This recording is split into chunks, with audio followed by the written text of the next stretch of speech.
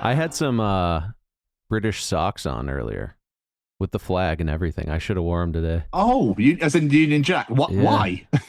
I just got them as a gift. Oh, okay. Someone was visiting the UK and they just gave them to me as a gift. And I was like, sick. Would have been perfect to wear them, but I totally forgot. Yeah, you're good, man. Yeah. I love the concept that someone's walked in and went, I know what Dustin would love. Yeah. Union Jack socks. That's what he wants. It's so funny that other 100%. countries are like obsessed with other countries. Like you get something with a different country's like flag on it when you have no relation to it.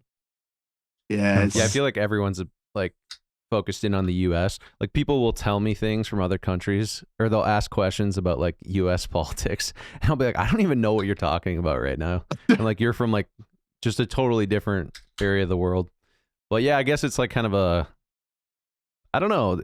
How do you feel about this, Tom? Like American like culture stuff. How is it represented, I guess, or come across? Do people like kind of see it similarly to their own, or is it more like an entertainment type thing? I don't know.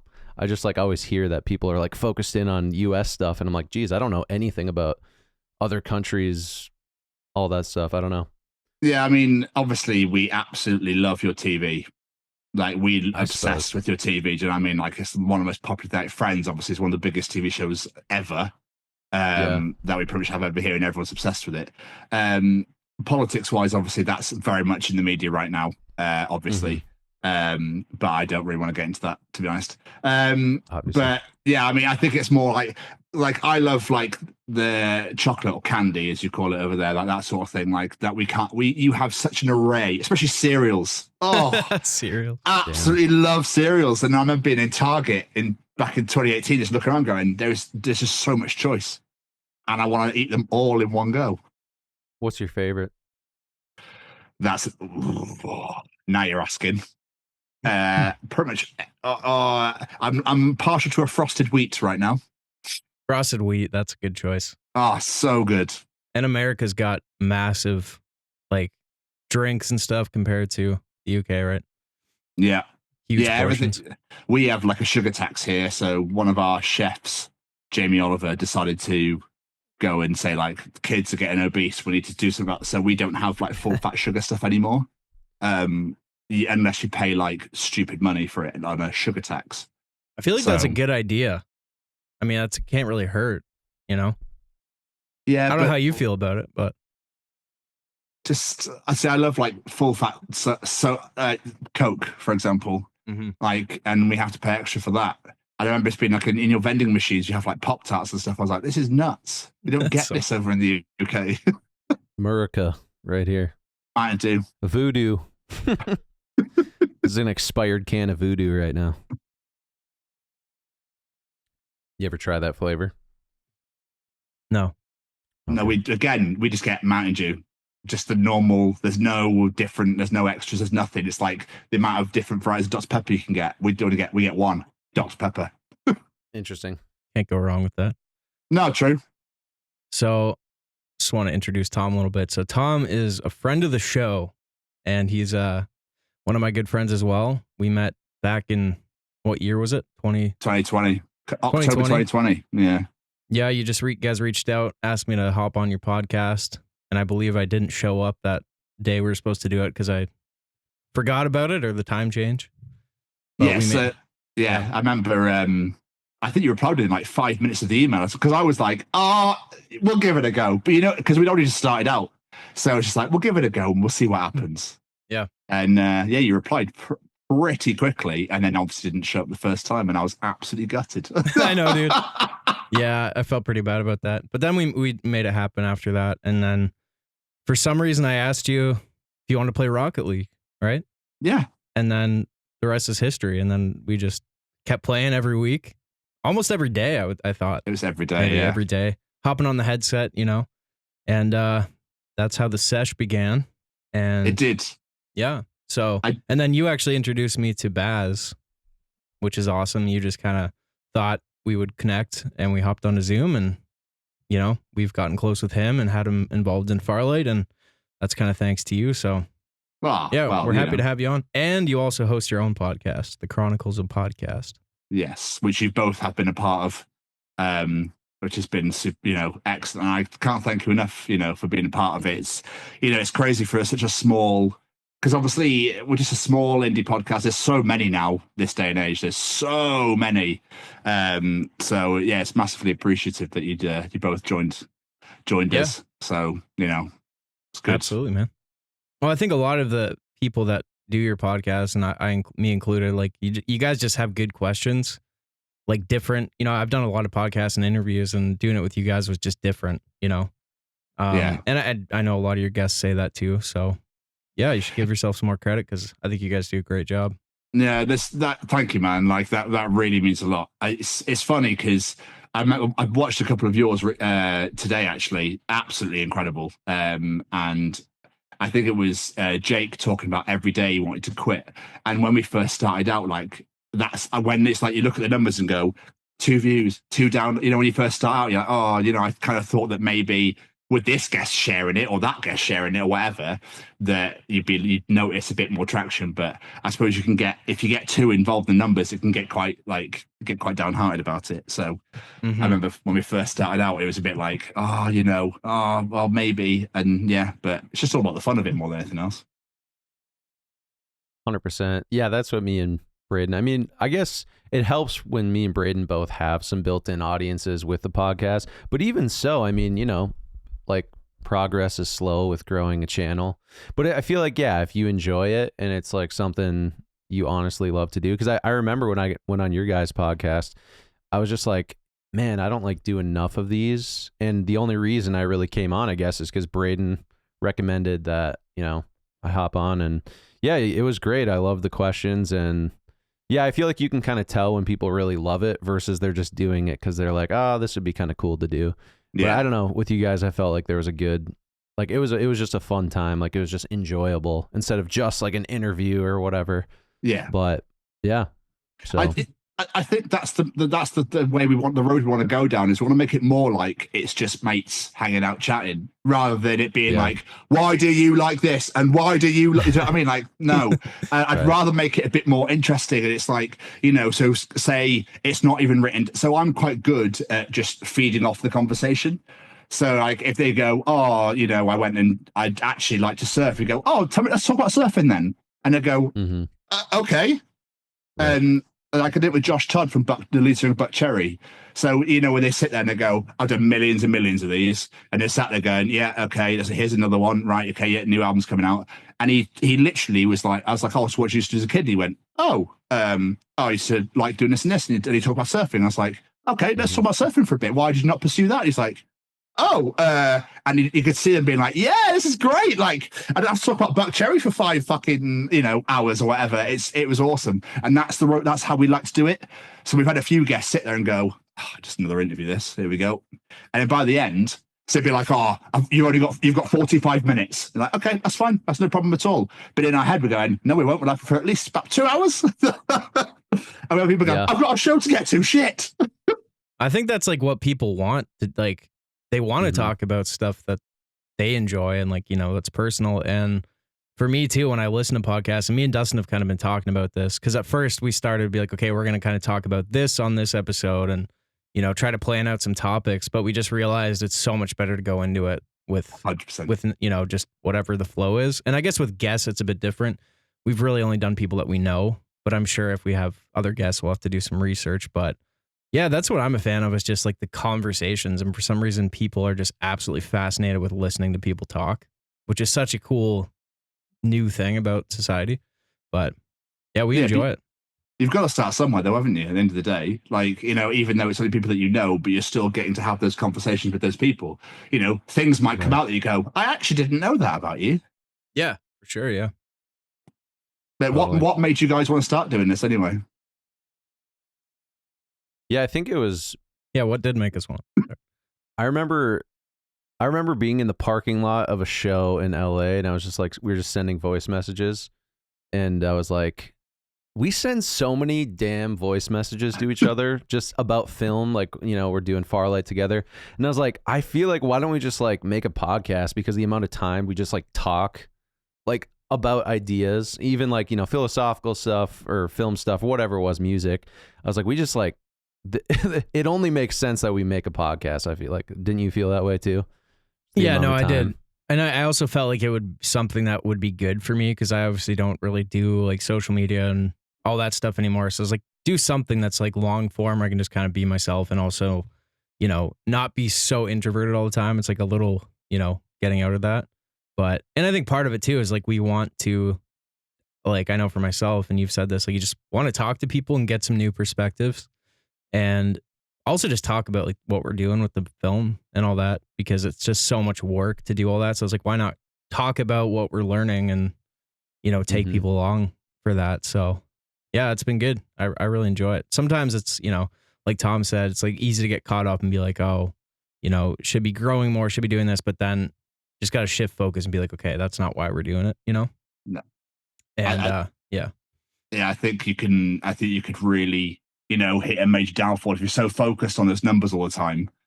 You know, I don't know. It's just all about engaging with those people. And I mean, you said that you don't use social media anymore, but in a way, like you're sort of still connecting with your fans, obviously from the Say We Can Fly stuff by still doing this, so people can still see you on a weekly basis. For sure, yeah. But it's nice to be able to do that, not under like a persona or any of that, like just talking. And I think that's what I really like about it. Just shoot the shit, and you know, there's no boundaries really with it. So yeah. And Dustin, your new hoodies are beautiful. Just wanted to get that out there. I absolutely love. Thank you. Appreciate that. Pump the merch shop. Yeah, I might as well pump it a little bit. Yeah, we got the new skeleton hoodies here. See if I can see it on the camera. Yeah, glow in the dark, limited edition. And then we just got the Drawn to the Sky hoodie. Standard. Super soft. Got sewn in tags for everyone out there. Still available till January 24th at midnight. So I guess it's Friday. Probably a day after this episode comes up. That's all right. Sign up for the text list. For the next one. Sign up for the text list for sure. But yeah, link in the description for anyone who's interested. But yeah, it's fun making like, I don't know, because Braden really got me into it with like just making clothing yourself, like at home. You know, we've been doing direct to film pressing essentially. And it's just like, I don't know, just like sewing tags and like handling the merch. I just like find it so satisfying and like sending it out in person. But yeah, so thanks to Braden for that. And you're not having to pay somebody else like millions to make it for you, to distribute it for you, and that sort of thing. It's just, it's going to be better quality, you know, and just more time put into it. And 100%. No, it's interesting. Yeah, it's a great little thing to have discovered, I guess. But I'm putting out a new merch drop probably like next Thursday or the Thursday after. So very soon. New Anxious Ghost drop. So link in bio. Link in description. Subscribe here. Yeah. So Tom, me and Braden, we were kind of wondering this, and this is literally just kind of like a personal question on the podcast. So you guys have had so many guests on, and there's two of you hosting essentially. Yeah. What do you think is like, because we're still trying to learn this right now where we have a guest on. I mean, we've only had 2 guests and some friends, but we're still trying to figure out like, what is the best way? You know, you're having a casual conversation. It's super fun. There's a lot of stuff that's not planned. How do you and Jamie kind of like toss like the talking like turn back and forth to like who asks questions when it's spontaneous? Because I know me and Braden are still trying to figure that out. Like, do you have it kind of like back and forth, or is it just totally spontaneous, interrupting? Like, what's your process for that? Because I'm actually curious. No, I mean, we don't interrupt each other as much as we used to. I think it's almost like you understand and learn from each other in a way. So we don't have cues. We don't go like, you know what I mean? There's none of that. It's just a case of, I think I tend to use my drink as like, he then knows that I'm not going to speak, if that makes sense. So I'll just be like, oh yes. So I'll say something like, yeah, anyway. And then I go for this. And then Jamie goes, oh yeah. So anyway, you know, but there might be some occasions where I don't do that, but I'll just jump in, but I'll be like, and like maybe lean forward. So that, you'll start to learn. I think we'd never made a cue, as it were. We just you don't do any like secret symbols and sign language or anything. That's funny. That's great. That's great. But I just want to say as well, I massively appreciate you asking me to do this. Obviously, you've had 2 like huge people have done so much, and I just have my small little indie show, and I appreciate it massively. Obviously, we're all friends here, and I'm honored to be here and stuff like that. But like, yeah, it's Dude, I think like the whole. Go on. I was just gonna say we're a smaller podcast than you guys, so thanks for hopping on. You know, no, not at all, not at all. I think it's that whole imposter syndrome. Sometimes I suppose everybody in the world has started somewhere. You know, like Dwayne The Rock Johnson, he started at a gym at probably the age of like 4. But like, do you know what I mean? Like everybody has started somewhere. And I think I need to sometimes I get in my head about it. Like, it's like, oh my God, I've spoken to all these people. You know, it's like, why am I not, you know, in like the next Joe Rogan or whatever? But I think a lot of podcasters lose sight. And that's why so many don't succeed. I don't know. Yeah, dude. Well, a lot. I think it's like, I mean, I don't know how you feel about it because you've been doing it for like 5 years, right? Yeah. So, but I've noticed already, like even just doing the few episodes we've done, like it just kind of enriches your life a bit, like just personally, like you just kind of feel a little bit more, I don't know, like your consciousness like expanded a bit or something, just because you've talked to so many people, laid out all these things, you know, instead of keeping it all inside. But I don't really know where I was going with that, but I just think, yeah. Me and Braden are both kind of introverted too, so it kind of helps. I feel like talking on a regular basis and kind of sharing ideas. I don't know if do you ever, I mean, this is kind of a weird question maybe, but do you ever feel like it's easier for you to maybe talk to people, you know, in just real life, like because you're talking on the podcast a lot and you're kind of expressing ideas? Because I found that for myself, but that could just be because I have a hard time talking to people in general. I suppose if you're naturally extroverted, it probably might not notice it, but I mean, yeah, definitely. I find that, so when I first started out, like when we first started getting like bigger names, so like with like you guys, for example, it'd be a bit like, oh my God, like, okay, so basically we need to just, right, so I'll get on an hour early and then we'll plan it all out and we'll, you know what I mean? Whereas now it's just like, how you doing? Like, it's weird. Like I don't have like that starstruck feeling anymore. It's kind of nice. So like then going out and talking to people, but I find that in like job interviews, for example. So I have a job interview and all of a sudden I'll be interviewing them and it's like out of nowhere. It's really weird. That's great. So I've learned so much. And like, obviously you mentioned about Baz. Obviously that's one of the things I love more than anything is introducing people to other people and going, you should work together because you'd be fantastic. I think you'd be a good collaboration. Admittedly, obviously, because Jake was on that call as well, I did think that Baz and Jake might work together, but I'm happy with the way it's gone, man. Like, it's amazing to see Baz working with you guys. It's incredible. Yeah, it's crazy, dude. Like, it's crazy that like how much actually came of that, because I remember doing that call and I was like a bit intimidated by Baz, like at the time. Like, I mean, really? Not that he is a bit intimidating. Just mostly because I was like, this guy's like actually doing shit. Like he's actually, and I'm just here like writing an idea for a movie. But he's like the sweetest, nicest dude. And I just couldn't believe how much he wanted to be a part of Farlight. And like, he's been a huge part of it. Like just, you know, having his input and also just having someone add that kind of depth to the film. Like that's just not someone that's in our circle. It's massive, man. Like for our first film, having like a legit actor, like that's, I don't know, unexpected and amazing. So, but you're legit actors as well. You know, just because he's got a few things under his belt doesn't mean, do you know what I mean? Like you are too. Only when I do voices, you know, voice impressions, and when we wear rubber masks, but we make it work, you know. I can't wait for people to see Farlight. I'm so excited for everybody for it to be out in the world, out in the universe. Like you guys must be buzzing to get it out there. Yeah, I'm excited to see it too. It's like, yeah, it's been long, dude. It's like it's been such a long process. But yeah, man, we can't wait to finish it. Still like so much to go, but yeah, it's one of those things like sometimes you just like forget how much we've already done too, because you're always focused on like, hey, what's left to do? Yeah. But we've actually already completed like a good percentage of it, but I haven't really touched the footage since we shot. So yeah, it'll be good. I look forward to it. All those conversations we had, Braden, about it before it was even a thing. All the conversations about the script, you know what I mean? And look how far you've come now.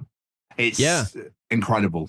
No, I remember that before I even met Dustin. I was telling you about it, and you're just like, You'll make it happen at some point. Like, because Yeah. it's easy to get discouraged, be like, oh, this is never going to happen. Like, how am I going to do this? But I feel like we've both done that, when you've had stuff that's like, how am I going to do this? It's just good to have people like that can just encourage you to keep going, It's like massively helpful. Yeah. And then it's created this. Like, you've now got this And here we podcast that are. you did. Do you know what I mean? Like, it's The incredible. boys are back in town. So. You're a production company as well with Amber Forest. Obviously, that's what this is stemmed from as well. You're working with Baz, and I'm sure down the line you'll have more people getting involved. It's gonna be wonderful. I can't wait to watch it explode. Appreciate that. We need the best tips for Rocket League right now. Bring her I've been around. dying. 'Cause Bring her you around the guys- mountain. We had played a group sesh before, but I was way too novice. So That's all right, man. I was happy to take your Rocket League virginity. I'm telling you, bring her around the mountain. That's what we do. Bring her right Bring her around. around. Yeah, that's the only way to do it. Yeah. Yeah, you have one person like kind of send it around the corner, and the other person's catches it Coming on the in. way across the net. Yeah. Classic. Bring her around. Yeah. That's what we call it. that's like awesome.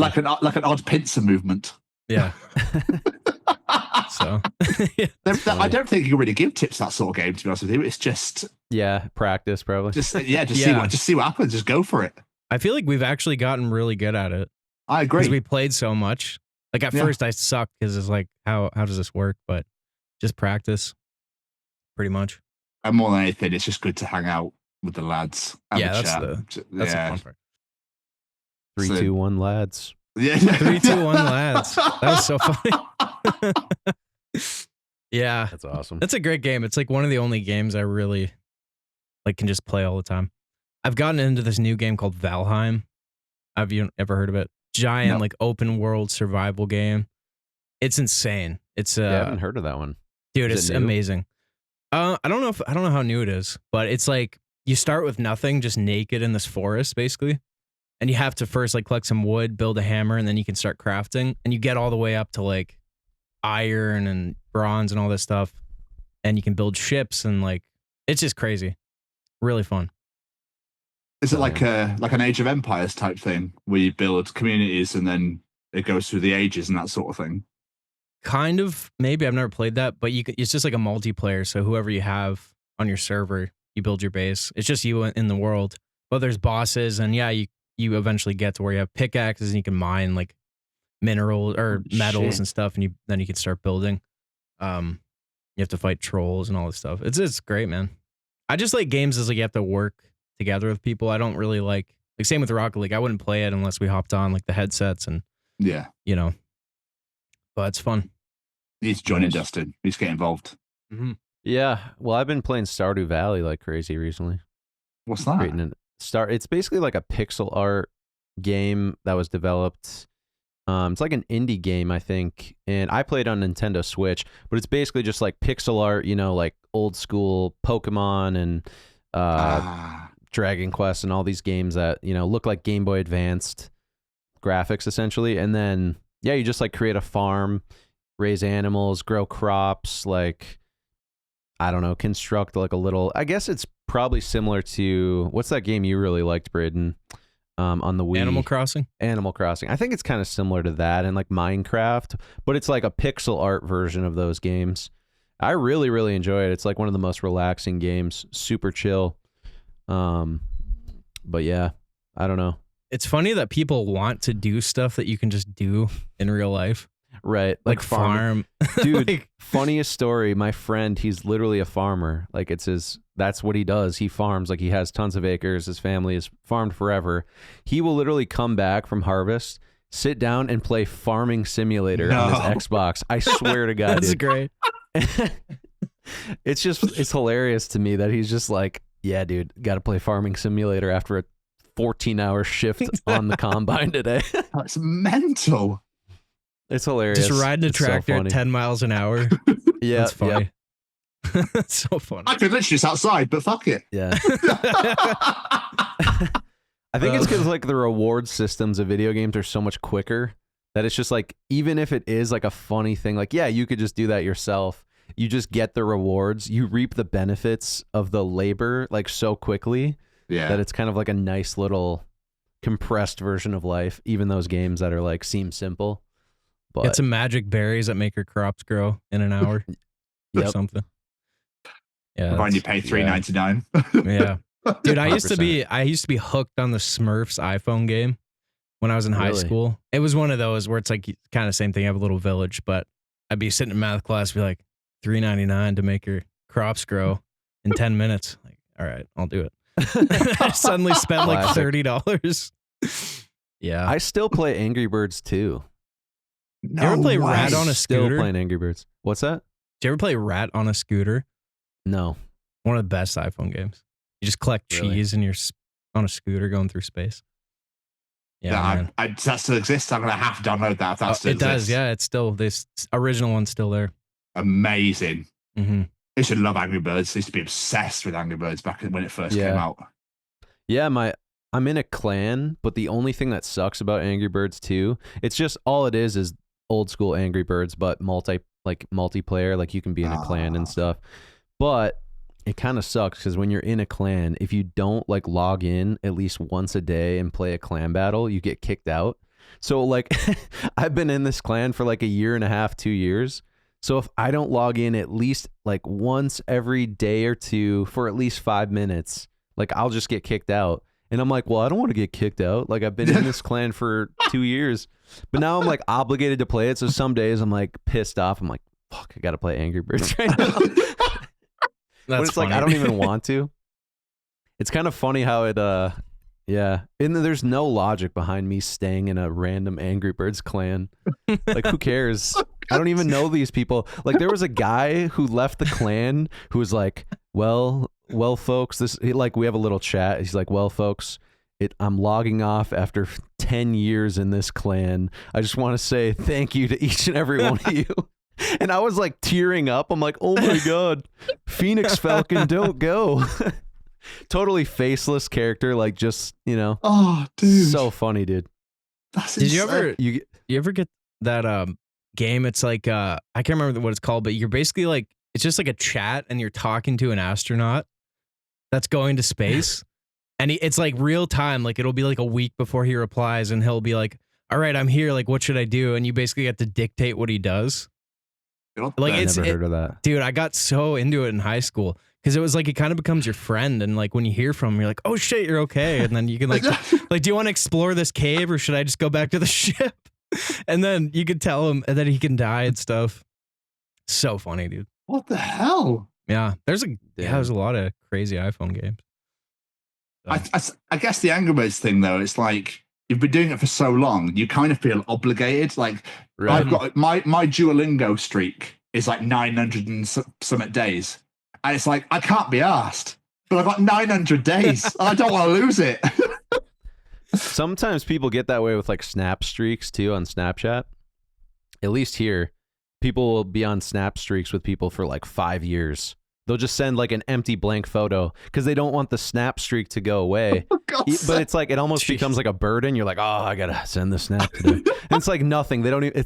Eventually, it just isn't a conversation. It's just like here's a picture of my wall, because you're like, yep, I gotta keep the streak going. That's kind of funny. nuts. It's so crazy. I deleted Snapchat. Yeah. I'm too old for that now. It's just a bit I haven't odd. used it in so long. Yeah. That's crazy.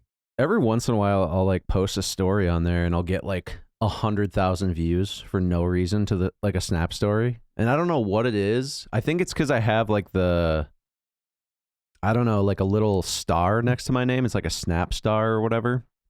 It's super random, but literally sometimes I'll just like, I was literally in LA last winter. I posted a photo of like a plant, and I just like check it, and it's like 115K views. I'm like, what the hell? I'm just like, how did that even happen? It's like a weird, I don't know. It's like a weird platform. Hey, speaking of plants, is it Jamie that lives near Birmingham? He is in Birmingham, yeah. Have you been there much? Yeah, Birmingham? I've been there quite a lot. I'm not a big fan. But. No. I played my first ever UK show in Birmingham at the O2.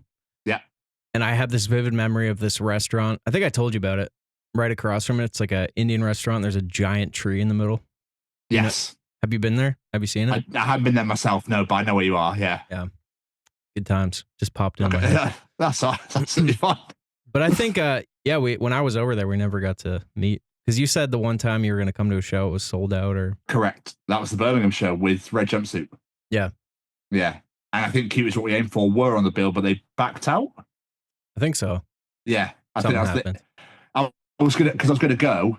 And I was the girl I was talking to at the time wasn't really a fan of any of it, but she bought a ticket for herself and then went, and I was like, thanks.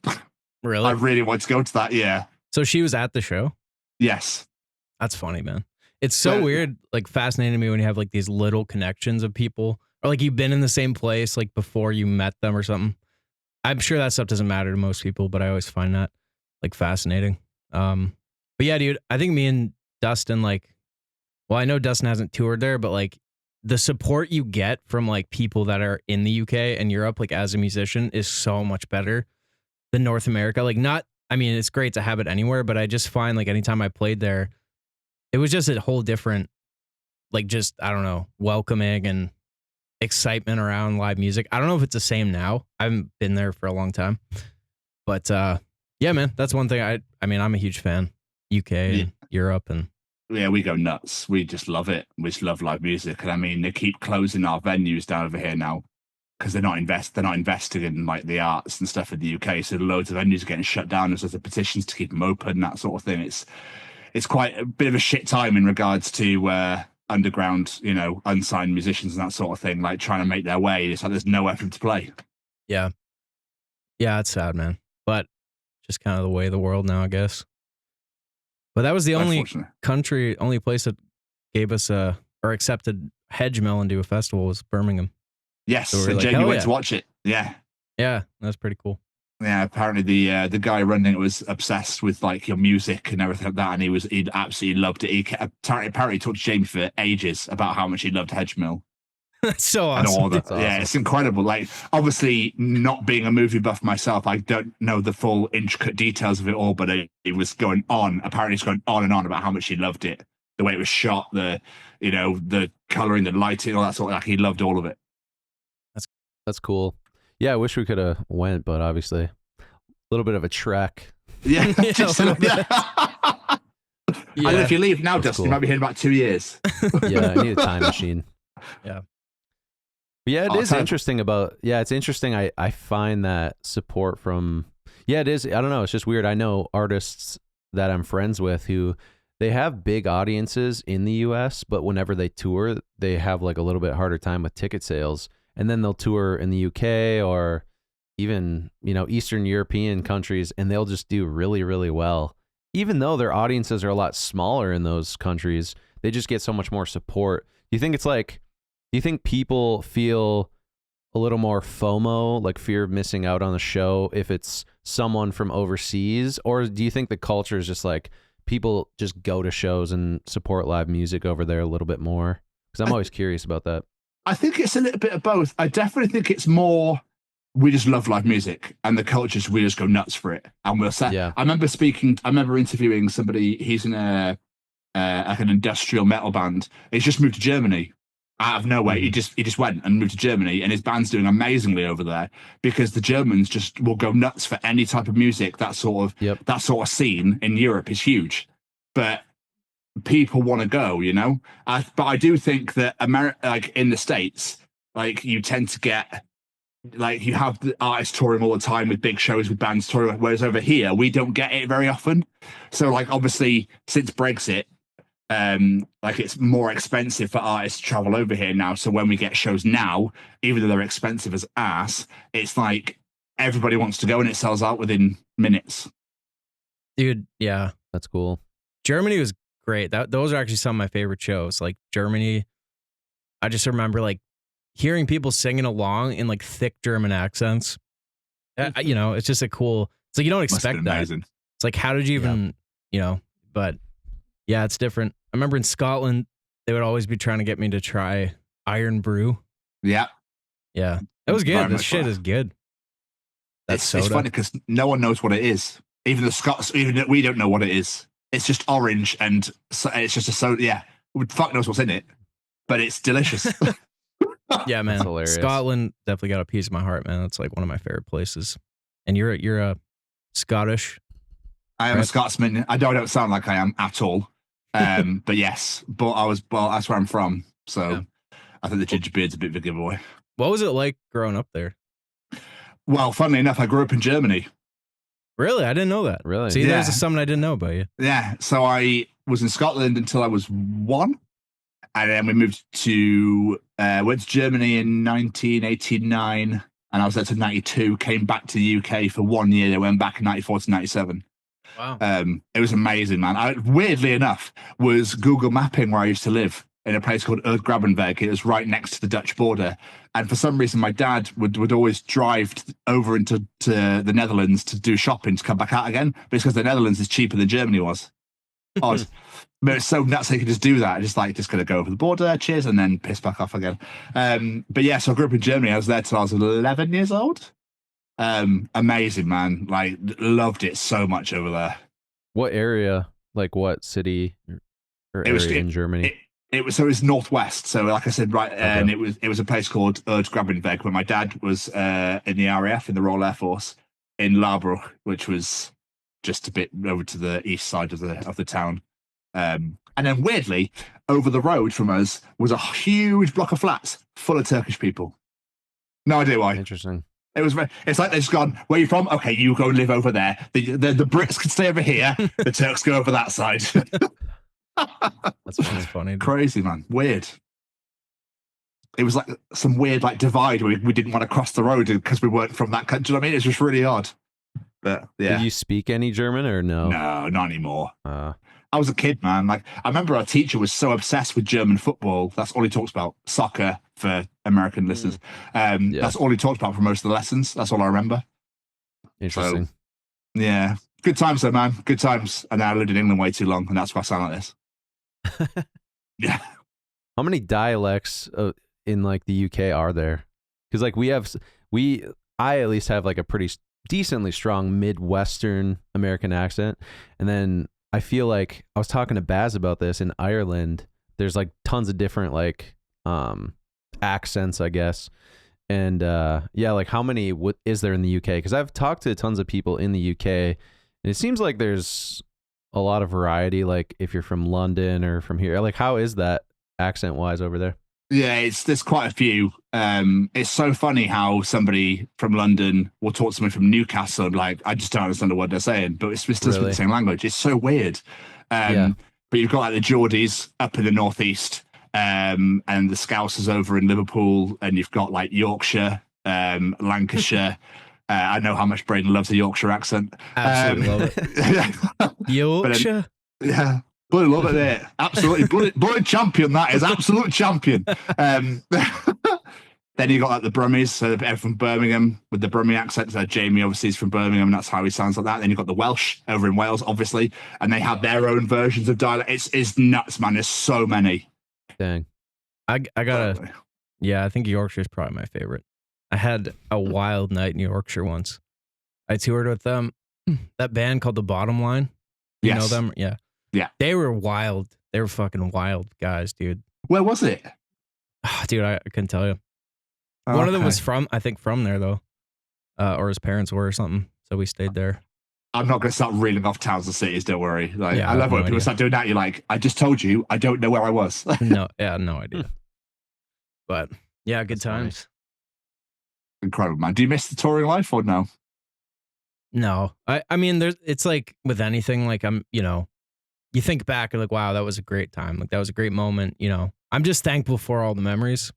Yeah. I don't ever think like, oh, I want to go and do it. I just feel like I got my fill of traveling and doing all this stuff because I did it for so long. I do miss, I would say more than anything, like just the UK and Europe as like a place.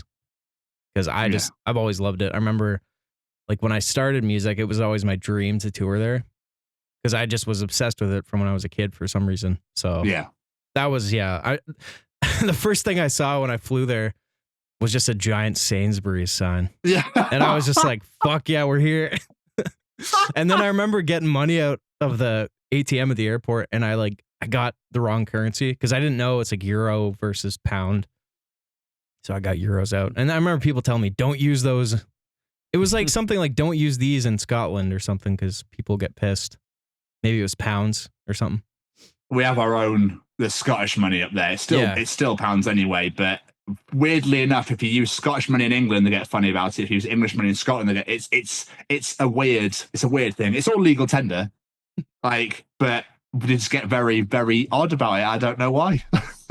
The roads over there, especially in like Belgium and stuff, they're so tiny, dude. I remember being in that Sprinter van with Freddie, and he's just ripping down the tiny narrow roads, like castles everywhere. Like just a car's coming, he just fucking avoids it. So funny. But Crazy, the man. Autobahn. You ever been on the Autobahn? I have not.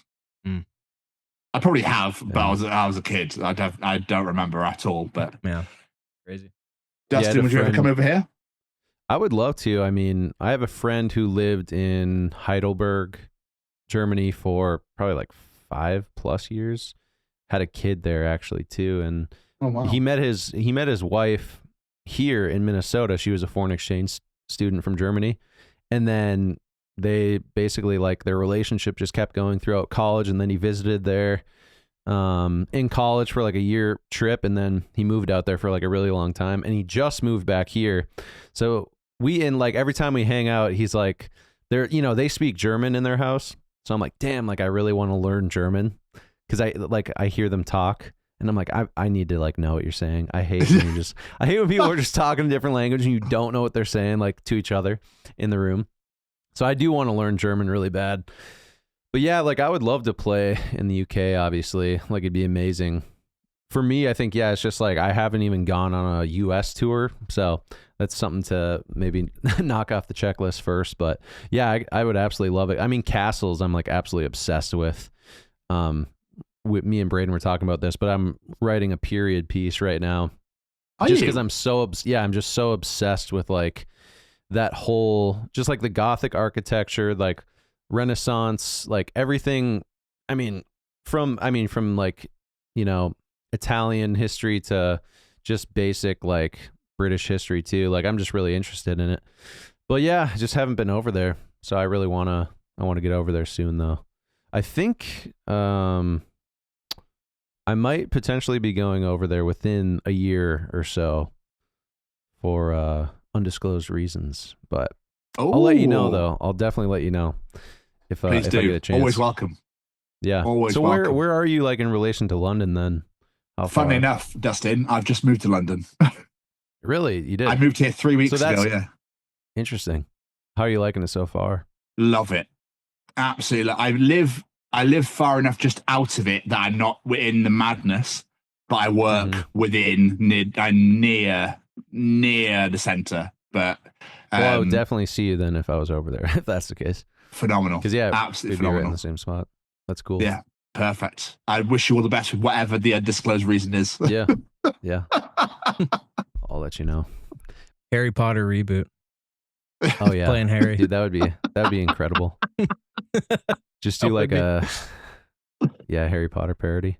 Dude, I don't know if you ever had this, but when I was a kid, like I was obsessed with like Lord of the Rings, Harry Potter, Pirates of the Caribbean, and I would literally have days where I would like cry because I wasn't in the movies, and I didn't get the chance to be in the movies. Do you know what I'm talking about? Like when I was pretty young. I've had that exact same feeling before. I had that with like Lord of the Rings and stuff. Yeah.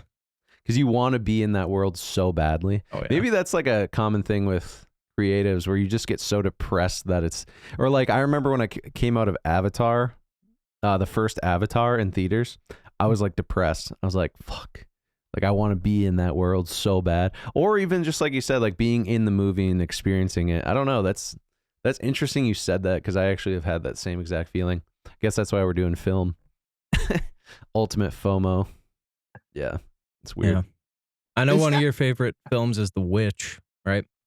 I just found out, I didn't know they filmed that in Ontario, like Canada. Yep. Like the town was called Kiosk, which I thought was funny. What a great name.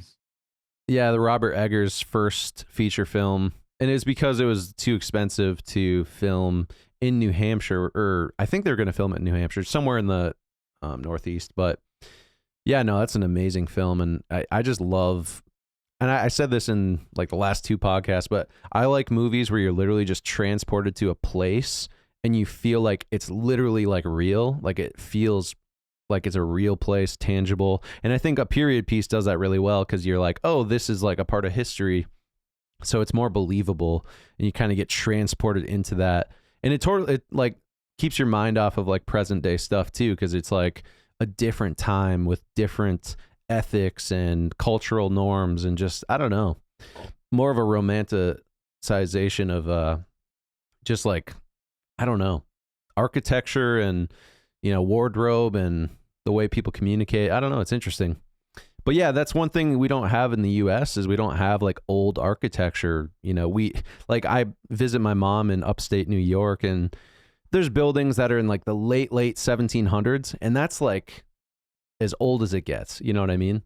So it's like, that's why I want to travel, especially, yeah, to the UK or Italy or whatever, just to see stuff that was built like before 1700s. But yeah. I used to live next to a town called Tewkesbury, which is in Gloucestershire, and basically they have a medieval festival every year, and the buildings there are ancient. Like walking around, you'd love it, man, love it. They've still got some flagpoles up with flags on that. I'm like, I have no idea what that is. That sort of thing. You'd be in your element, man, absolute element. Do you feel like you were born in the wrong era? I don't know. It's like hard to say because I enjoy the modern comforts of like AC and heat.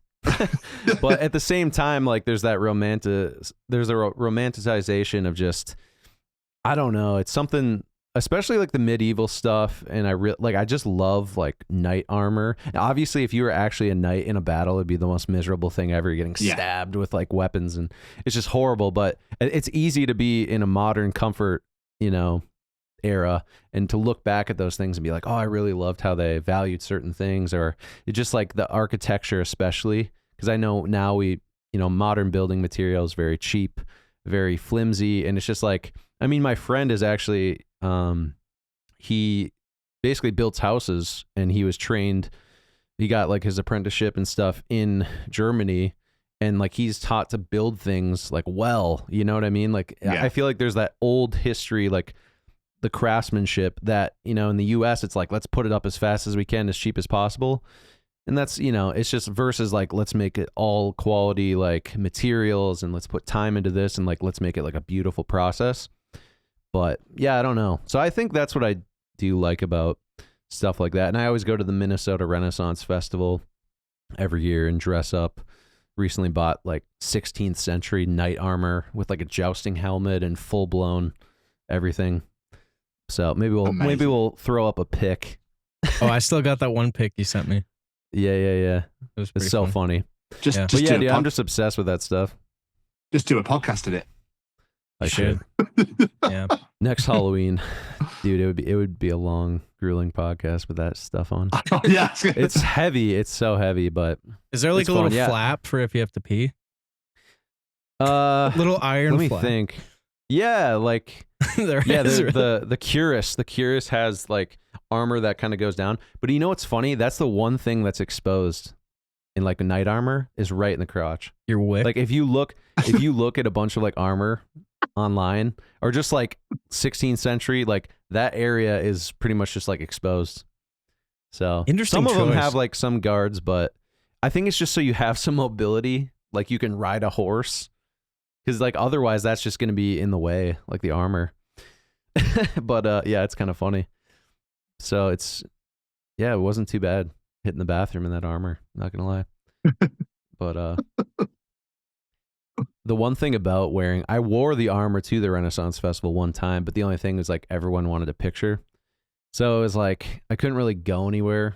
But I mean, I only wore it because I was like, I own this right now, and I bought it for the period piece that I'm writing right now, and I bought it and just for like music videos. I have like a cool music video idea I want to film on a 16mm camera with the armor too. But I was just like, well, the Renaissance Festival is still going on. I have the armor. I was like, I have to take it out like at least once. But I think it was like it was like 90 degrees that day. I'm just walking around, just dying, just absolutely dying. Just taking photos with people, just greasy. Like I threw on the helmet, but I don't know. It's fun, but yeah, I'm like a mega nerd when it comes to that stuff. So yeah, I can't wait till I see my first castle. I'm Bless sure you, to dude. you it's like an everyday thing. You're like, whatever. It's But- well, not so much now. Now I'm in London, but Right, right. Wales has got loads, man. Wales has got loads Mhm. of them, and there's Warwick as well, Warwick Castle, and there's probably loads more. Edinburgh Castle, Oh yeah, I've heard it's amazing. stunning, absolutely stunning. Did you go to that, Braden, when you were there or no? The Edinburgh In Castle. Scotland. In Scotland. I think so. Well, there was one castle. I don't know. There's so many, but I went up with the friends I was with. It was a giant hill, like picturesque, beautiful, and there was just this group of people playing guitar, and we just sat down with them and started playing. It was like a magical moment. Oh, Between the roses. Yeah, it was beautiful. But I can't remember if that was the exact castle. Don't know. Interesting. I think there's only one, and it's the big one up on the. It's on a massive hill, and from the city centre you can see it. Could be. Yeah. When was that? Was that like 2015? You were there? touring? I toured there, I think 4 times. 4 or 5. My first one was you were over there quite a bit, actually. Yeah, dude, it was just better. It was like I was just getting so much more support. Like I wish I had actually focused on that more. But it is like it's kind of hard to set up. It's a little harder to set up and get the work permits and all that stuff, but just better, man. Always loved it. So cool. Yeah. So Tom, what about you? What are some of your favorite films? Okay, so obviously we know that movie-wise, I'm not a massive. I don't know. It's one of those where to get them on, is the hardest bit. Once they're on, I watch them. Do you know what I mean? But it's actually going, should I watch a film? It's 2 hours, you know. But I'm a huge Robin Williams fan. Absolutely massive. So Dead Poet Society, Good Morning Vietnam, 1 Hour Photo, Aladdin, funnily enough, you know, like absolutely love. It's since I was a child, I've always wanted to not be him, but like be almost like him. And I feel like my personality, I haven't got his super quick wit or anything like that. You know, the guy was a legend in his own right. But I could watch him over and over and over again and just still find the same things absolutely hilarious. Yeah. Dead Poet Society is so good. Oh, I love that film.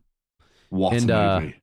Have you ever, I feel like you probably haven't, but there's this film called What Dreams May Come with him. I need to watch that. It's on my list. Yeah, it's not a comedy necessarily. That's the thing, is like more of a drama. It's like this epic heaven and hell and like emotional, just like it just kind of like shows the side of him where it's not just comedy, you know. And it's, I mean, I guess like Jumanji's, you know, it's like that's an adventure. That's a classic. Mrs. Doubtfire. But yeah, he is like, Mrs. Doubtfire is so funny. Yeah. Yeah, he really is like such a legend. You kind of forget because there's like that whole era where he was just like dominating film. But yeah, I mean, sad when he passed away. And yeah, it's just like, I don't know. Like thinking back, I'm like, damn, he's got so many good films. Yeah. I don't even think about him. But I love that era, like 90s, 2000s. Like that's personally like my favorite films. Something about it, I think, just like on film, and just like Hollywood had more time to like put stuff out. I don't know. You don't really get classics anymore. I don't think. Like, do you know what I mean? Like, I feel like, I know Baz mentioned this when you interviewed him. It's just like they're rehashing so much stuff now that it's just kind of like, I just don't go to the cinema anymore because I just don't want to. I used to go on the regular years ago, but now it's just like, I just don't want to. I don't want to see another reboot or another rehash or another live action Disney movie. Like, 100%. There's no. I feel like what they should do is they should give a certain section, maybe on streaming sites or something, to independent movies. Mm-hmm. Do you know what I mean? They should actually go, send them in, let's watch them, and then we can go, we'll put this up, and that up, and then do some sort of like, I don't know, some sort of financial thing afterwards. But it's just like there's so much talent, like with you two, but there's so much talent that's just wasted because no one's seeing it, because nobody's getting the time of day or the chance to be like, look what I can do, look how much good shit there is out in the world right now. Yeah, man, it's insane because you think like back, I don't know, not that long ago, it's like you could sing, you could act, like you do these things, it would be like a marvel to people. Like it would be, oh my god, this person, you know. But that's just lost because now it's like everyone can do everything and it's all oversaturated. And I feel like that started happening in the early 2000s, maybe. Maybe I'm wrong, but I feel like that's kind of when it started, obviously with the internet. But Yes. yeah, it's insane because it's just people's talents are just taken for granted, you know? Yeah. And obviously, you know, it's not always about whatever the attention and stuff, but it's just a strange phenomenon. It's like now people just want to watch people doing a dance on TikTok or something. Dude, it's so, social media is just, it's I can't even describe, I can't even explain it. Like anyone can do everything now, but you now, music industry wise, I imagine now, unless you're female with 100,000 followers and whatnot, it's hard to actually break into the music industry because it's more about the look now than it is about the song or the music or whatever. Yeah, very much. I mean, I think sometimes there's people, maybe like Alec Benjamin, for example, that you just kind of get their own thing and whatever, but strange machine for sure, like how it works now. Yeah, it sucks competing with just like videos that are designed to make you like not take your eyes off the screen, even though a lot of times it's just like, it's like almost bioengineered to like, this is going to make you keep watching, but it's not actually necessarily quality for your mind. It's not like quality art. It is hard for quality art to pierce the veil of like social media, I feel like right now. But yeah, I don't know. I feel like if you're just unbelievably talented and you are like at the top 0.001% of like singers and songwriters and just like making the most incredible thing ever, like you can still pierce that, you know, and it's going to go through. But it's really hard for the people that are just like right on the edge and like, you know, make something that is like a lot of people love, but it's not like super universally loved. So it's like hard to break through those algorithms. And it's a weird place because we're in this place where everyone can create and put it online for everyone to see, which is great because we don't need like the gatekeepers of the music industry, film industry, but that creates extreme saturation. So then it's like, how do you break through the noise? So it's kind of a trade-off. It's like now we have everyone can create, but at the same time, there's so much out there now. How are you going to get heard or seen? So it's interesting. For me, the way I look at it now, I feel like is like if you just find your space within all that, and like I can only speak for myself, but like I'm like good where I'm at with stuff. Like I'd rather, I don't know, I guess I would rather have like a smaller quality audience than like just a billion people scrolling through and whatever. And I'm like very happy with that personally.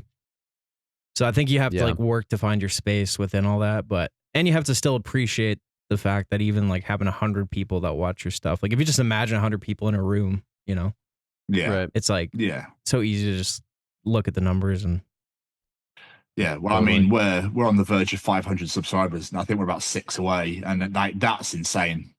Like 500's not for a podcast. It's like but we have thousands and they have this. It's like but for us it's huge.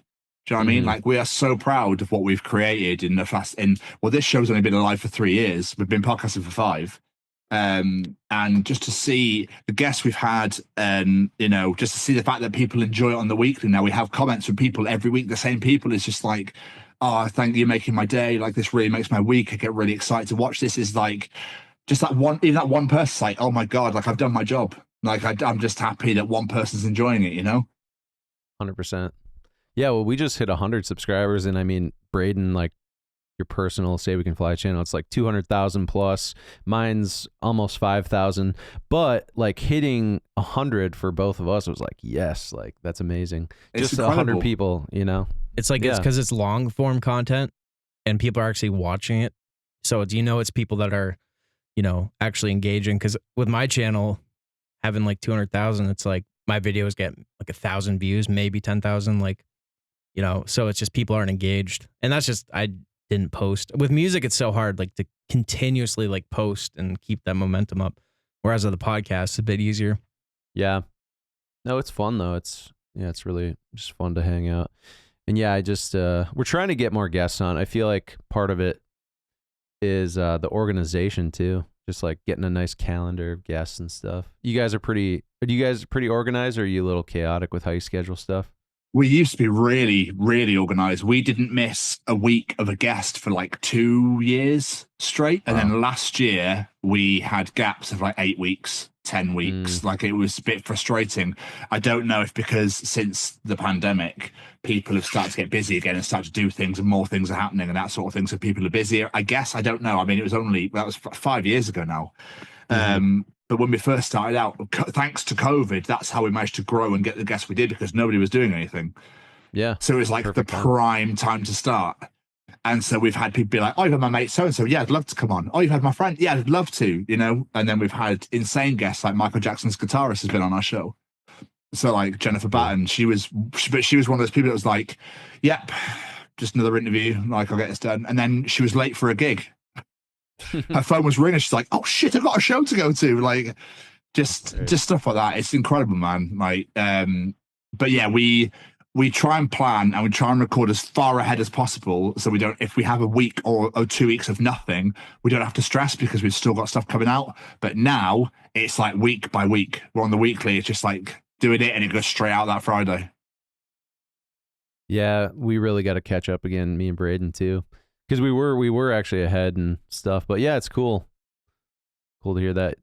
Yeah, I guess like with our stuff too, sometimes it can be a little bit difficult with like, because we got like all the audio and the video recorded separately and editing can take a while, but yeah, I don't know, it's fun, it's enjoyable.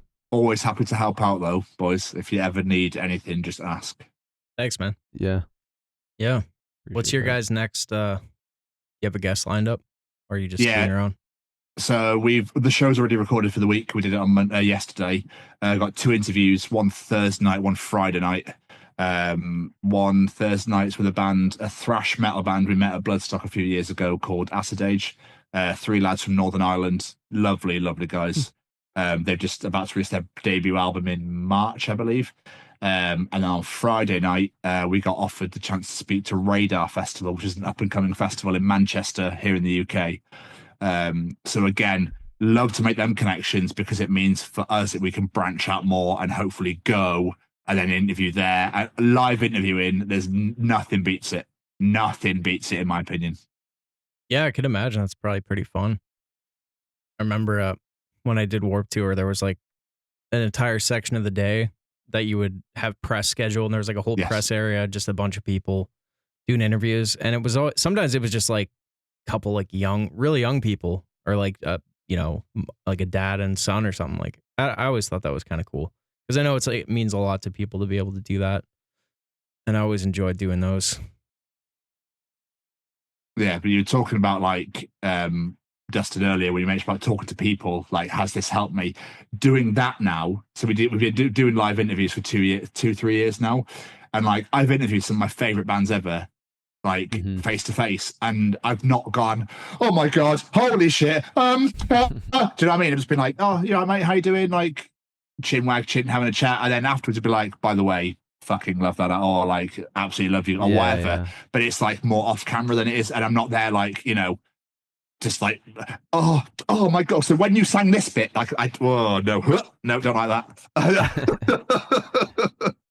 I always, every time I go to a show and I see like an artist I love, every time I'm like, yeah, I'm going to go up to the merch table or talk to him afterwards. And I'm just going to be so chill. And like, I'm not going to be weird about it. And then every time I get up there and I'm like, oh shit. Like, I love that. You know what I mean? Like, even, this is so funny sounding, but I got obsessed with disc golf the past 3 years. And I just remember going to like a disc golf tournament with the pros. And I was like, yeah, whatever, you know, just walking up to a guy that I like watch all the time on these disc golf tournaments. And I'm just like, yeah, I'm going to be so chill with this guy. And then I get like right up to him. I'm like, hey, what's up? Like, really like your distance drives out there. You got a good putt. And I'm like, oh, I'm an idiot. Like, what an idiot. Like, why did I say? Think about it all I don't know. night. Like, you ever get like that, Braden, with like, I guess. Oh, dude. Yeah. Yeah. I can't think of like the last time, but that would always on happen, Warped dude. Tour. Did you ever get that? Because you toured with some great big acts. No, I did. I think like Never Shout Never. Like I was obsessed, obviously, and our bus was always right beside his. So anytime I talked to him, it just sucked because it's like, I don't know, you don't want to come off as like a fan, but it's so hard. Yeah. Like, but most of the bands, honestly, on Warped Tour, I didn't even listen to. So like, see Motionless in White and all like those guys, and Pierce the Veil. I got to listen to a bit, but I don't know. Mm-hmm. I didn't really. But I do remember one time I was in the parking lot and I went up to talk to Andy Biersack. Oh yeah, Andy Black. Yep. And that was like the one time, like, I think he thought I was just a fan because like he was like, "Get the fuck out of here!" Like, yeah, it was kind of shit. Way. And I don't fault people like for that because like, dude, like Warped Tour, it's like even I probably came off that way to people because you're so fucking tired and like hot, you don't even have the energy, Yeah. So a lot of people they're like, "Oh, this guy was such a, he's so rude to me. He was whatever," but you don't know what it's like when you're there. You just like physically you're so drained, Yeah, I feel like you do hear those stories of like, yeah, I met this guy and like he was so rude, but sometimes you wonder if like they didn't even realize you were talking to them or something. I don't know, but yeah, I mean, I've definitely met artists that have like one persona for their like brand, but then you talk to them and you're like, okay, like maybe it was all a front a little bit, and then you hear other stories, but yeah, I feel like you never know. Because yeah, I mean, like I said, even when I go up to people, like I start freaking out. I'm like, oh shit, my heart's pounding. So you're like, even though you're like trying to be chill and just level with the person, it's so difficult when you really look up to them or you've been listening to them for a long time. You're like, they're so much a part of your life, but they have no idea who you are.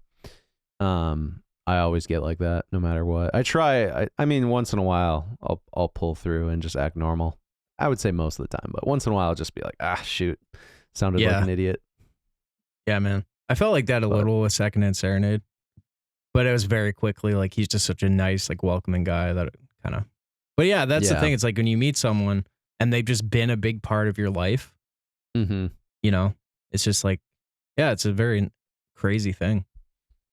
Right, like they think that they know you because you've been a part of their life, but you don't really have that with them. So, yeah, it's interesting.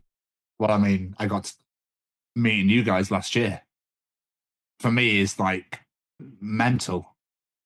Do you know what I mean? It's one of those things that obviously when I started listening to you, Braden, in 2015, never did I think that nearly 10 years later I'd be hanging out with you. So weird. So it's funny. Mental. It's the podcast has opened so many doors and so many avenues. Baz is another example. We saw a YouTube clip of his when he was arguing with Katie Hopkins on a TV show in Ireland, and Jamie went, I think that'd be a good guest to have. I think it'd be quite fun. And look what's happened there. Do you know what I mean? Like that's the one thing I love most about doing this is building the relationships, connecting, networking, and getting to know people that you probably would never have dreamt in your wildest dreams. But it also takes like being fearless and being like, you know what? Like, I'm just going to ask them. Like, nothing, it doesn't hurt to ask somebody to be on a show or do whatever. Because I've always felt that way too, where I'd be so afraid to like reach out to someone where I liked their music or their film and like just say like, hey, like you did, like, send them a message like, really loved your work. Like I've had some of my favorite musicians on planet Earth just like follow me on Instagram or like respond to me and have a full conversation just because I reached out to them, and it's like, it's almost like you're like, dang, like what if I would have just been afraid and never said anything? And it's like, it's a cool reminder to be like, you know what? Like just do it, reach out or I don't know. I had a conversation with Walt Jr. one time on Instagram from Breaking Bad. That's right. So crazy, dude. That's so awesome. Like I'm just on tour and I was like randomly message him and he's like, "Oh, thanks, man, whatever." And then we talked for a bit. He's like, "So what's up?" And I was like, "Yeah, just on tour." He's like, "Cool." Just so awesome, crazy. Funny. And I remember the movie Escape Room. I don't know if you guys have seen it.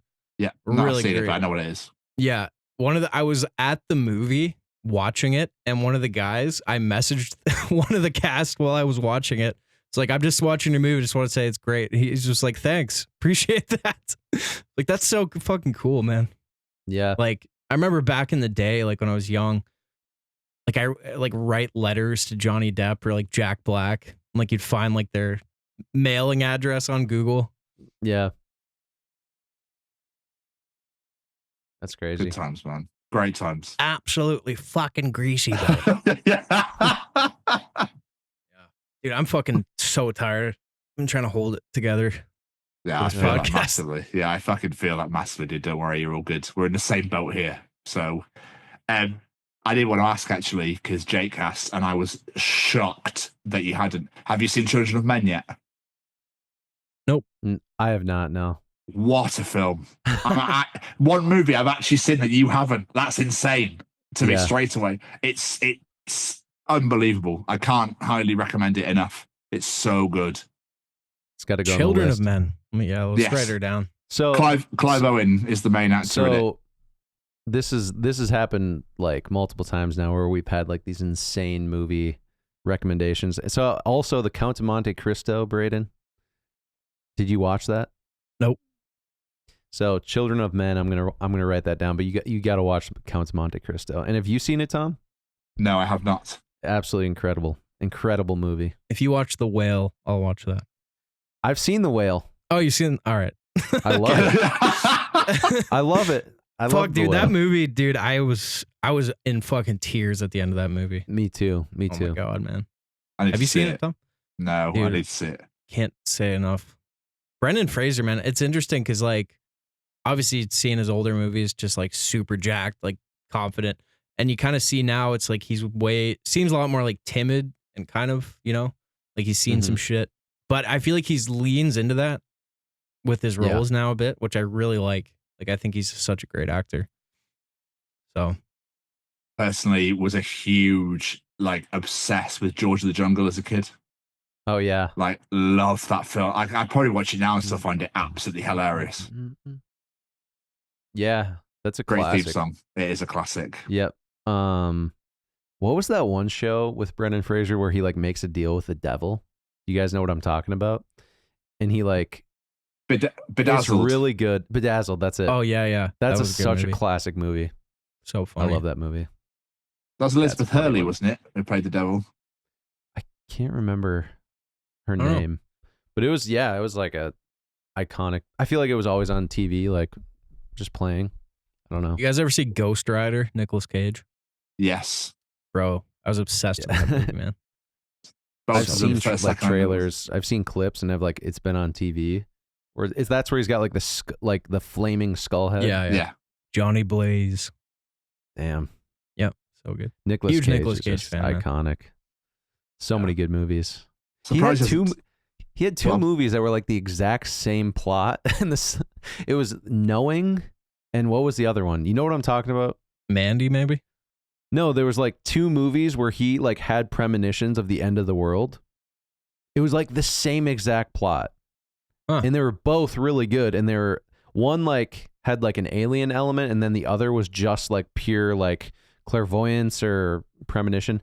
I don't know I got to look the titles up though. But they were like two of the exact same plot movies, and they were both amazing. And it's just so funny because, like, I don't know. I mean, it's funny when there's two movies that have the exact same plot in the first place. I mean, that's just common, I guess. But when you play the main character in both movies, I don't know. I got to look it up.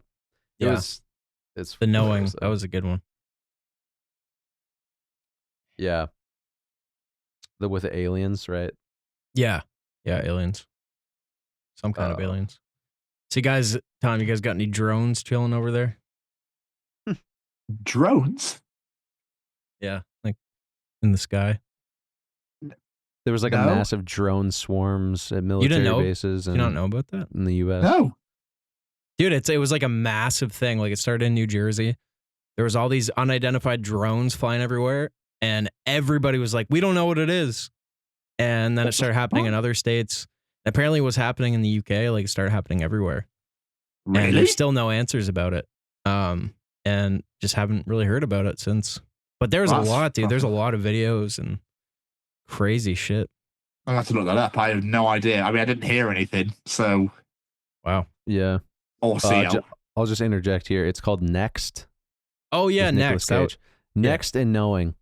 But yeah, we also just got a new UAP whistleblower, Jake Barber, on News Nation, talking about a crash retrieval program where he like recovered this like egg-shaped craft in the desert, and it just like had no means of propulsion, and he was like the helicopter pilot. And there's actually a video of like the retrieval of this craft, and they're like setting it down, and it kind of like just slightly rolls. really fascinating story on News Nation for anyone who wants to check it out if you're interested in UFOs. But hoisting up an egg. Braden. Yeah, I watched it. Yeah, it's definitely interesting stuff.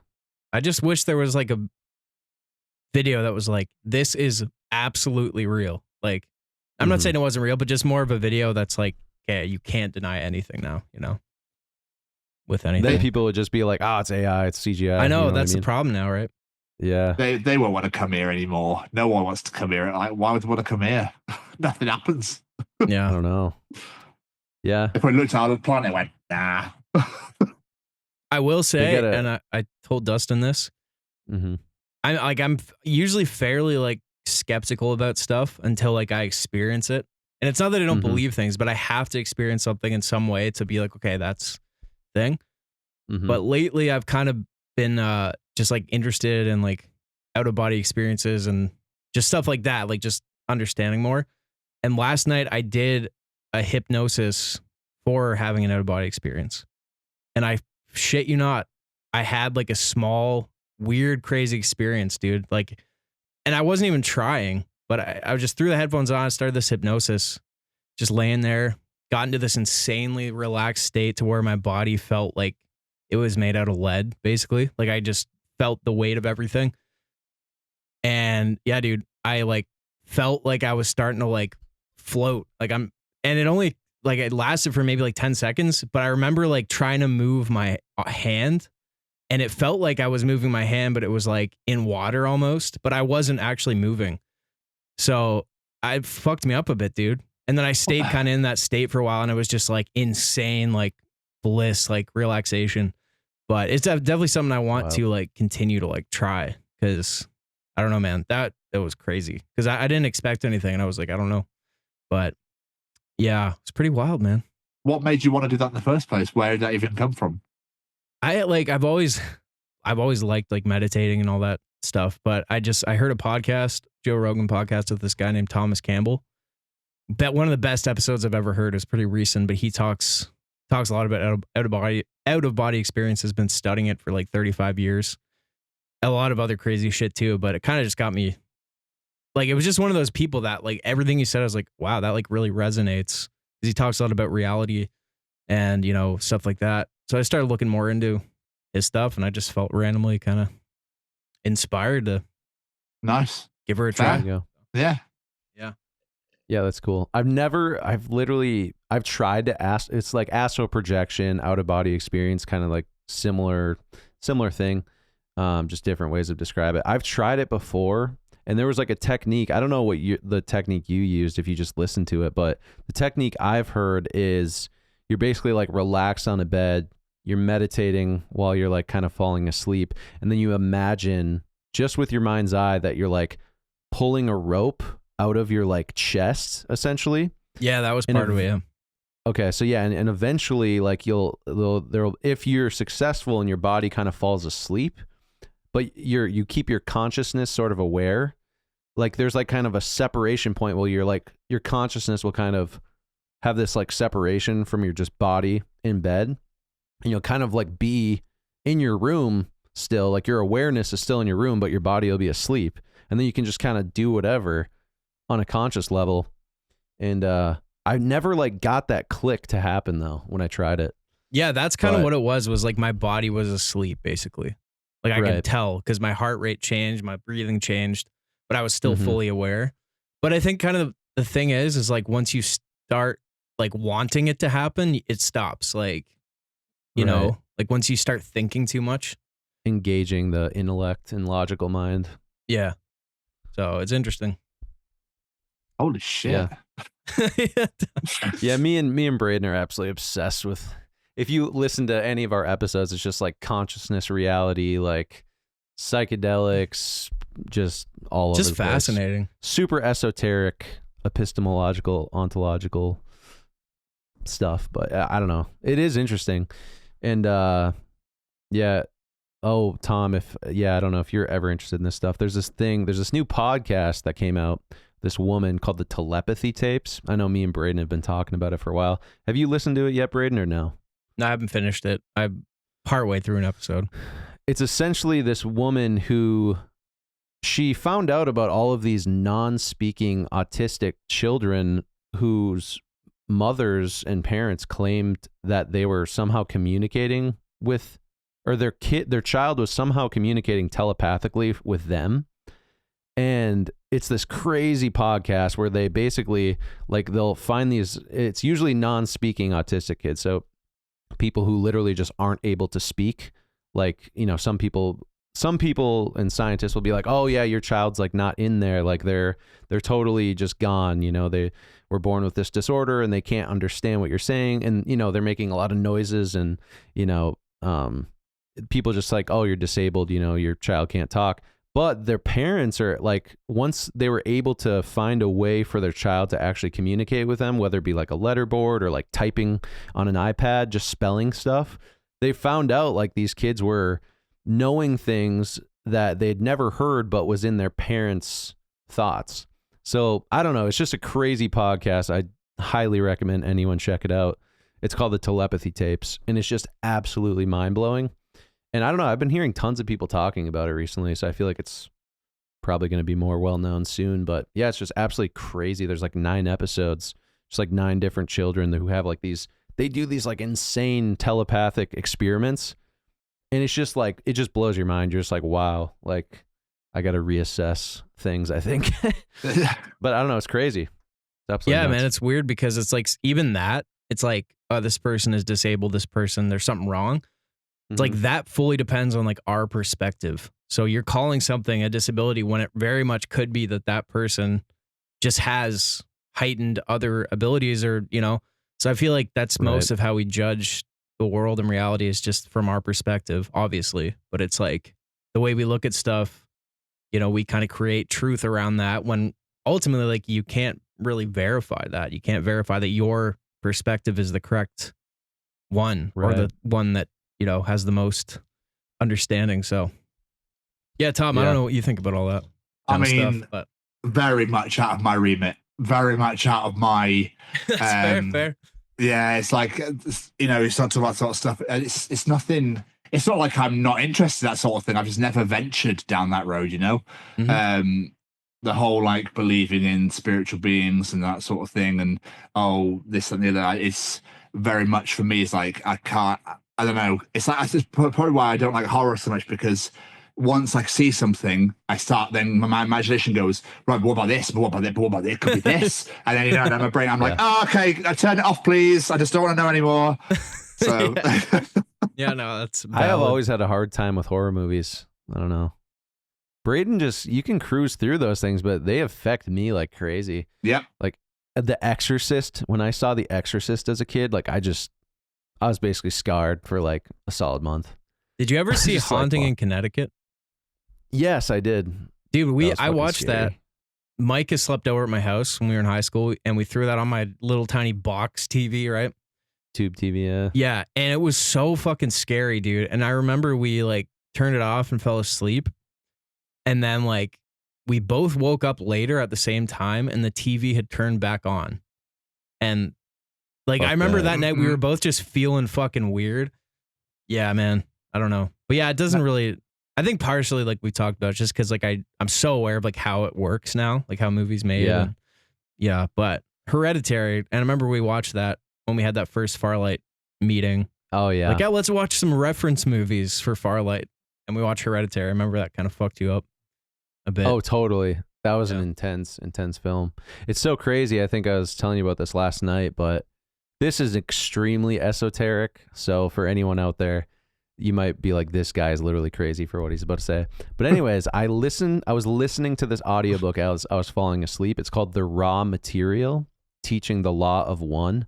It's essentially this channeled material, and channeling is allegedly someone is receiving a message from some other entity, whether it be some spiritual entity from someone else. Anyways, it's all speculative because, you know, someone's speaking and claiming that it's coming from somewhere else. It's not from them. But anyways, there's this book called The Raw Material, and it's these 3 scientists in the 1980s that two men and one woman, and the woman was channeling this entity allegedly named Ra, who is in the book claims he's like an extraterrestrial who's like on a different density of consciousness. And essentially he starts communicating with this woman, and they've been doing like channeling as a group for a while, and they got like good enough to a point where they were able to like really understand what was coming through. But anyway, super esoteric, obviously. But I'm listening to it, and in the book, Ra, the channeled entity, is like, okay, in order to communicate with you more clearly, we need to tune this instrument a little bit more. And the instrument is this woman's consciousness. So they're like, please have her face the back of her head facing northeast. And then I like paused the audiobook, and I was like, like, where's my head faced right, or like pointed towards right now? And it was like northeast. And I was like, oh, it's interesting. So I played it. And then it was like diary entry, January 21st, 1981. And I was like, I paused it again. I was like, it's January 21st right now for me. And I was like, that's super random. So I like played it again, and then it's him, like this entity, extraterrestrial entity, explaining how, you know, he's basically explaining this like crazy philosophy all about, you know, unity. Everyone is part of one consciousness. We're all just like drops in an ocean of like infinite fractals that all come back together to one being or one unity.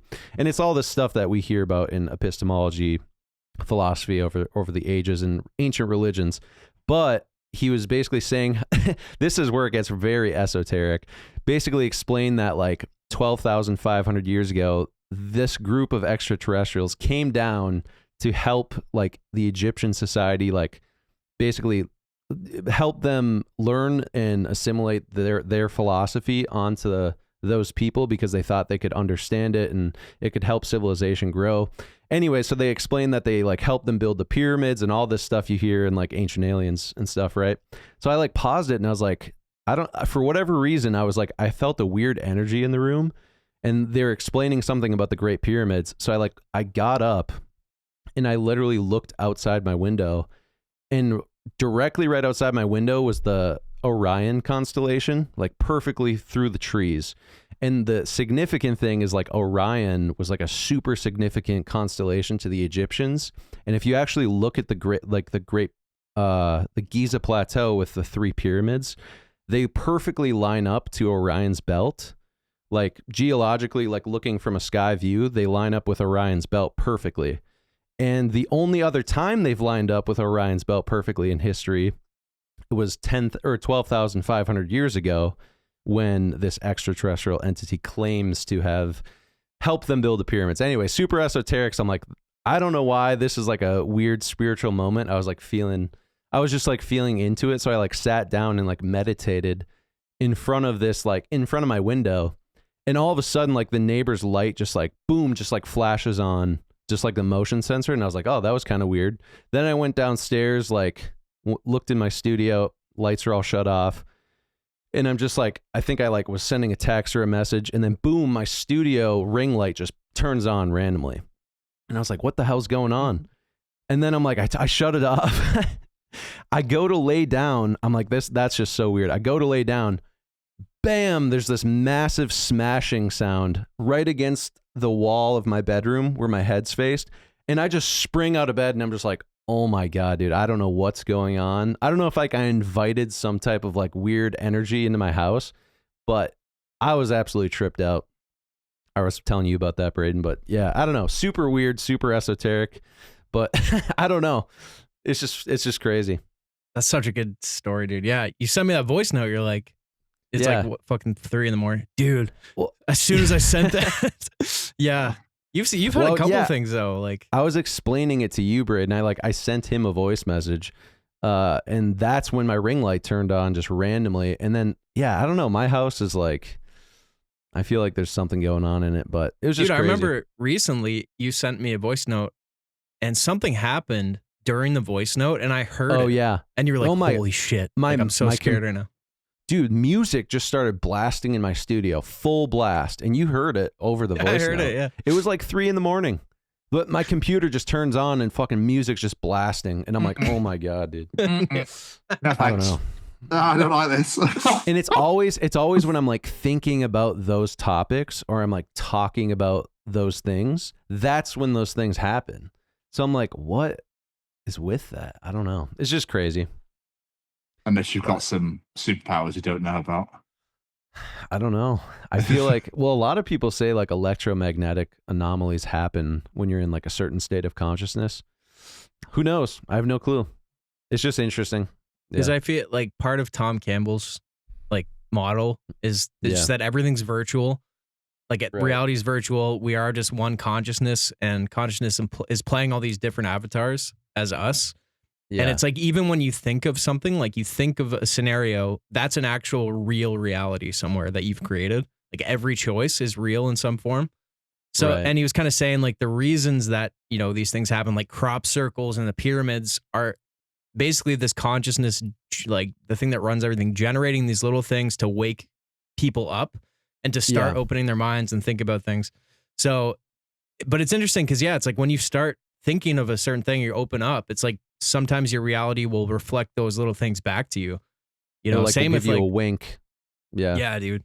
Same with like, there's been times where I kind of got like hooked on like Mr. Ballin. I don't know if you ever watched him, Tom, but he just tells like scary stories on YouTube. And I would start having like shit fall off the fucking shelves or stuff like that. It's like, all right, I'm you were good. telling me about that. My garage door open, like stuff like that. Oh, shit. Yeah. So it's interesting. Sorry to kind of go on about it, Tom, but we can't good, help but talk. We just can't help but talk about this shit. You're all good. There's nothing to apologize for. You ever have any paranormal experiences, Tom? No, not that I can think of. Again, it's very much out. When you started saying about what happened to you last night, I was just like, cool. Well, I'm going to check out. So, like, don't want to invite that in. No. Yeah. Again, like I said, once I've seen something, my brain then goes, right, well, scenario, and I start thinking about all these different things. So I think the weirdest thing I have is when dreams feel real. Mm-hmm. So I had a dream a couple of nights ago that I was weirdly at the docks and I had to get a boat to Hong Kong for some work. No idea why, but it was a naval fleet. And this lady was showing me around the docks, and then somebody was fishing, and they threw their fishing rod back, and the fish landed on the bench in front of me. And I was like, oh, weird. So I picked it up and threw it back. And as I threw it back, it like hit a fence. I remember all of it. It hit a fence, like shredded the side of it, went back into the ocean. And I was like, that was weird. And then I was panicking because I mentioned our interviews we got this week. I was panicking. I thought, I'm going to be in Hong Kong. I can't do them. I'm going to have to tell Jamie I can't do this interview. It was so weird. And then I got on this boat and she was showing me around. It's like, you've got Wi-Fi, you'll be okay. You've got Netflix to watch. I was like, okay, I have my laptop with me. I was like, okay, cool. And that's the last thing I remember. I woke up. Just going to Hong Kong.